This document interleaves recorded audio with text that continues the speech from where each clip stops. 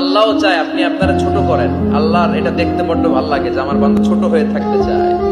মান তাওয়াদা তারাফা, যে নিচে নামতেছে আল্লাহ টাইনা উঠায়, আর যে উঠতেছে আল্লাহ থাপ্পড় মেরে নিচে নামায়।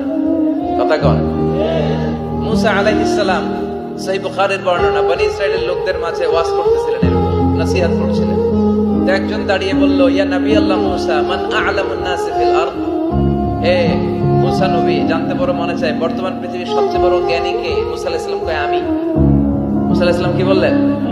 আনা। আসলে কথাটা ঠিক। আল্লাহ যখন যে নবীকে পৃথিবীতে পাঠায় তখন তাকে সবচেয়ে বেশি জ্ঞান দিয়ে পাঠায়, সেই হিসেবে ঠিকই উনি সবচেয়ে জ্ঞানী। কিন্তু উনি এইভাবে নিজেকে সবচেয়ে বড় জ্ঞানী বলে দিবে, এটা আল্লাহর পছন্দ হয় না।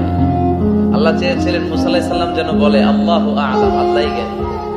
সুবহানাল্লাহ কইবেন না? কিন্তু তা না করে উনি কি করলেন? যখন বলল সবচেয়ে বড় জ্ঞানী কে, উনি হুট করে কি বলে ফেললেন?